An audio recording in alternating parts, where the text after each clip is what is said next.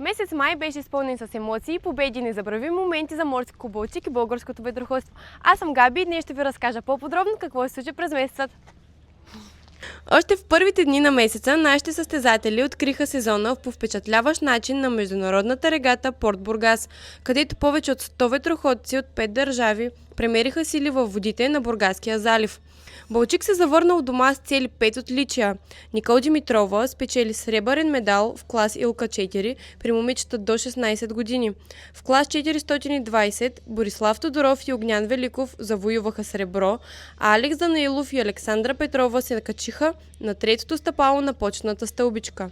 Силни резултати записаха и младите ни състезатели в клас Оптимист, които продължават уверено своето развитие.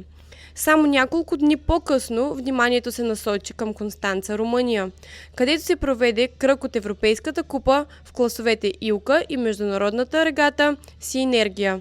Там дойде един от най-големите успехи на месеца. Никол Димитрова стана шампионка от Европейската група при момичета до 16 години в клас Илка 4 и добави престижното второ място при момичета до 18 години. Цветомир Симеонов бе само на една точка от медалите след драматична битка до последната гонка, а Мартин Димитров спечели бронзов медал в клас Илка 6. Междувременно състезателите ни в клас Оптимист буквално доминираха регатата. Виктория Великова спечели златото при момичетата старша възраст.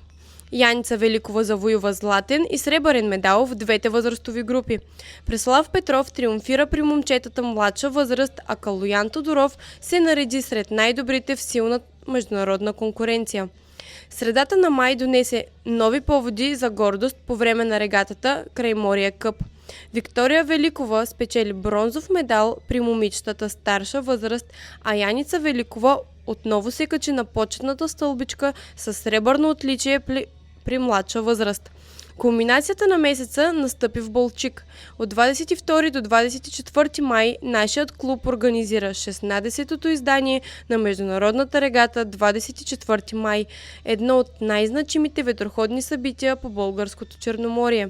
В продължение на 3 дни десетки състезатели от различни класове се съревноваваха в Балчишкия залив, а домакините от Морски клуб Балчик отново показаха висока класа. Яница Великова стана победител при момичетата в клас Оптимист, следвана от Виктория Великова на второ и Лина Попова на трето място. При момчетата Калоян Тодоров завоюва сребро, а Преслав Петров – бронз. В клас Илка 4 Цветомир Симеонов спечели златото при момчетата, а Никол Димитрова добави още един сребърен медал към богатата си колекция през този месец. Мартин Димитров се класира втори в Илка 6, а екипажът на Алекс Данаилов и Александра Петрова спечели бронз в клас 420. Но май не беше само месец на състезания. Морски клуб Балчик продължи своята мисия да привлича все повече деца към морските спортове. Нашите треньори посетиха училищата в града и поканиха учениците да се включат в безплатните уроци по ветроходство, уиндсърф, падълборд и гребане по време на Балчишката ветроходна седмица, защото бъдещето на ветроходството започва именно от първата среща с морето. В края на месеца дойде още един повод за радост. По време на регатата Channel Къп яхта J24 от Морски клуб Балчик с шкипер Николай Станев спечели първото място в клас ORCP и затвърди силните позиции на клуба и в киловото ветроходство. След толкова успехи май приключи по начина, по който и започна, с поглед към хоризонта и нови предизвикателства. А още в началото на юни Балчик отново ще посрещне десетки яхти за регата Балчик и Рали Калиакра, които ще превърнат нашия залив в истински празник на морето и ветроходството. Им на всички състезатели, треньори, съдии, доброволци, родители, партньори и приятели на клуба, които правят тези успехи възможни. Ние сме Морски клуб Балчик и продължаваме напред! Не забравяйте да се абонирате за канала и до нови срещи!